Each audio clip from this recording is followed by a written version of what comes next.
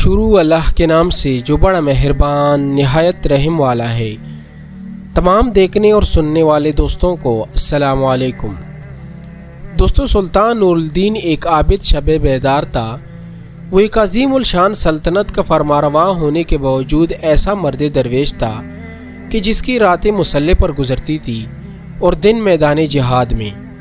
وہ عظمت و کردار کا ایک عظیم پیکر تھا جس نے اپنی نوک شمشیر سے تاریخ اسلام کا ایک روشن باب لکھا۔ سلطان نور الدین زنگی رات کا بیشتر حصہ عبادات و مناجات میں گزارتا تھا۔ اس کا معمول تھا کہ نماز عشاء کے بعد بکثرت نوافل پڑھتا اور پھر رسول اکرم صلی اللہ علیہ وآلہ وسلم پر سینکڑوں مرتبہ درود بھیج کر تھوڑی دیر کے لیے بستر پر لیٹ جاتا۔ چند ساعتوں کے بعد پھر نماز تہجد کے لیے اٹھ کھڑا ہوتا اور صبح تک نہایت خشوع و خضوع کے ساتھ عبادت میں مشغول رہتا۔ 557 ہجری کی ایک شب وہ اوراد و وظائف سے فارغ ہو کر بستر پر لیٹا تو خواب میں 3 بار رسول کریم صلی اللہ علیہ وآلہ وسلم کی زیارت ہوئی۔ بعض روایتوں میں ہے کہ سلطان نے متواتر 3 رات حضور صلی اللہ علیہ وآلہ وسلم کو خواب میں دیکھا۔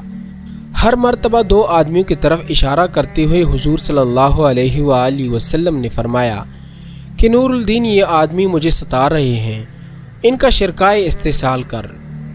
نور الدین یہ خواب دیکھ کر سخت مضطرب ہوا، بار بار استغفار پڑھتا اور رو رو کر کہتا کہ میرے آقا و مولا کو میرے جیتے جی کوئی ستائے یہ نہیں ہو سکتا۔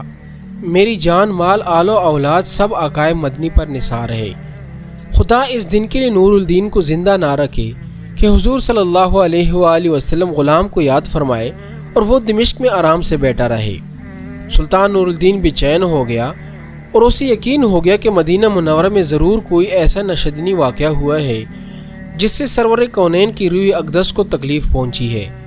خواب سے بیدار ہوتے ہی اس نے 20 اعیان و دولت کو ساتھ لیا اور بہت سا خزانہ گھوڑوں پر لدوا کر مدینہ منورہ کی طرف روانہ ہو گیا۔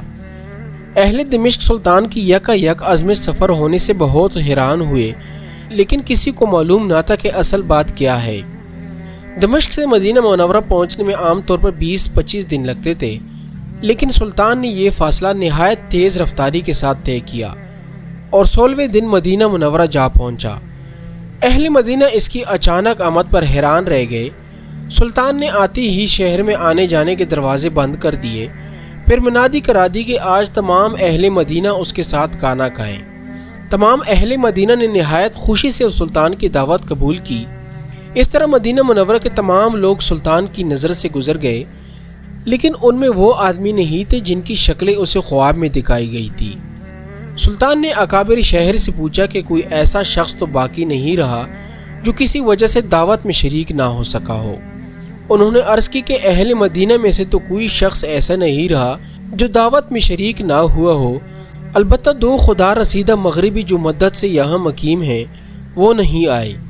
یہ دونوں بزرگ عبادت میں مشغول رہتے ہیں، اگر کچھ وقت بچتا ہے تو جنت البقیع میں لوگوں کو پانی پلاتے ہیں، اس کے سوا وہ کسی سے ملتے ملاتے نہیں۔ سلطان نے حکم دیا کہ ان دونوں کو ضرور یہاں لاؤ۔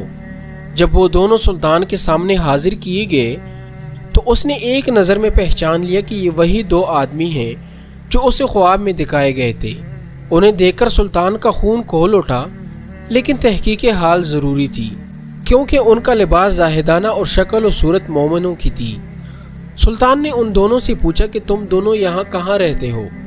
انہوں نے بتایا کہ روضہ اقدس کے قریب ایک مکان کرائے پر لے رکھا ہے اور اسی میں ہر وقت ذکر الہی میں مشغول رہتے ہیں۔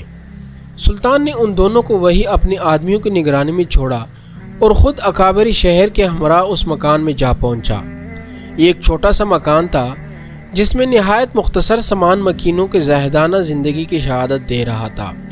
اہل شہر ان دونوں کی تعریف میں رطب النسان تھے اور بظاہر کوئی چیز قابل اعتراض نظر نہیں آتی تھی، لیکن سلطان کا دل مطمئن نہیں تھا۔ اس نے مکان کا فرش ٹونک بجا کر دیکھنا شروع کیا۔ یکا یک سلطان کو ایک چٹائی کے نیچے فرش ہلتا ہوا محسوس ہوا۔ چٹائی ہٹا کر دیکھا تو ایک چھوڑی سی تھی، اسے سرکایا گیا تو ایک خوفناک انکشاف ہوا۔ یہ ایک سرنگ تھی جو روضہ اقدس کی طرف جاتی تھی۔ سلطان سارا معاملہ ان فن سمجھ گیا اور بے اختیار اس کے منہ سے صدق اللہ و صدق الرسول النبی الکریم نکلا۔ سادہ مزاج اہل مدینہ بھی ان بھیڑ نما بیڑیوں کی یہ حرکت دیکھ کر ششدر رہ گئے۔ سلطان اب قہر و جلال کی مجسم تصویر بن گیا اور اس نے دونوں ملعونوں کو پابا زنجیر کر کے اپنے سامنے لانے کا حکم دیا۔ جب وہ سلطان کے سامنے پیش ہوئے تو اس نے ان سے نہایت غضبناک لہجہ میں مخاطب ہو کر پوچھا کہ سچ سچ بتاؤ تم کون ہو اور اس ناپاک حرکت سے تمہارا کیا مقصد ہے؟ دونوں ملعونوں نے نہایت بے شرمی اور ڈھٹائی سے جواب دیا کہ اے بادشاہ، ہم نصرانی ہیں۔ بعض روایتوں میں ہے کہ یہ دونوں یہودی تھے اور اپنی قوم کی طرف سے تمہارے پیغمبر کی لاش چرانے پر مامور ہوئے ہیں۔ ہمارے نزدیک اس سے بڑھ کر اور کوئی کار ثواب نہیں ہے، لیکن افسوس کہ عین اس وقت جب ہمارا کام بہت تھوڑا باقی رہ گیا تھا تم نے ہمیں گرفتار کر لیا۔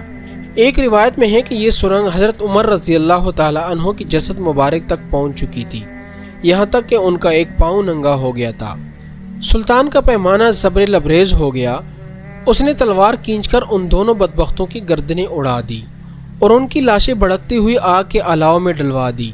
یہ کام انجام دے کر سلطان پر رکت طاری ہو گئی اور شدت گریہ سے اس کی گگی بندھ گئی۔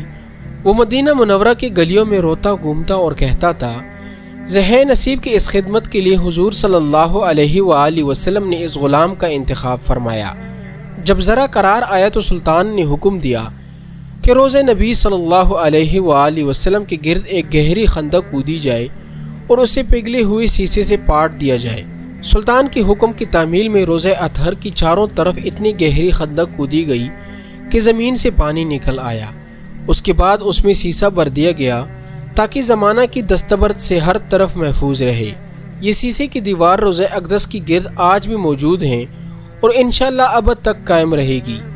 آج بھی اہل مدینہ سلطان نور الدین کا نام نہایت محبت اور احترام سے لیتے ہیں اور ان کا شمار ان نفوسی قدسی میں کرتے ہیں جن پر سید البشر نے خود اعتماد کا اظہار فرمایا اور ان کے محب رسول ہونے کی تصدیق فرمائی۔